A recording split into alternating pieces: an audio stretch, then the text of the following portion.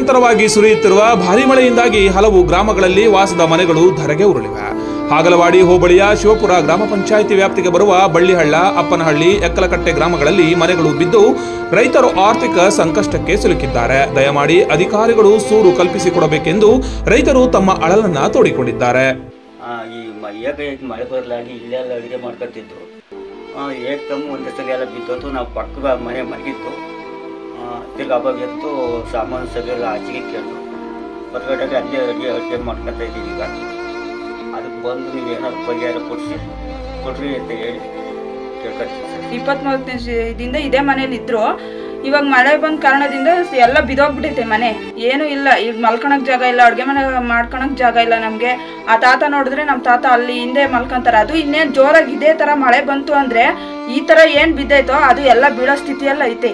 ಅದಕ್ಕೆ ಸರ್ಕಾರದಿಂದ ಏನು ಬೇಡ್ಕೊಳ್ಳೋದು ಅಂದರೆ ನಮ್ಮ ಸರ್ಕಾರದಿಂದ ಪರಿಹಾರ ಮಾಡಿಕೊಡ್ಬೇಕು, ನಮಗೆ ಸಹಾಯ ಮಾಡಬೇಕು ಅಂತ ನಾವು ಕೇಳ್ಕೊಂತೀವಿ.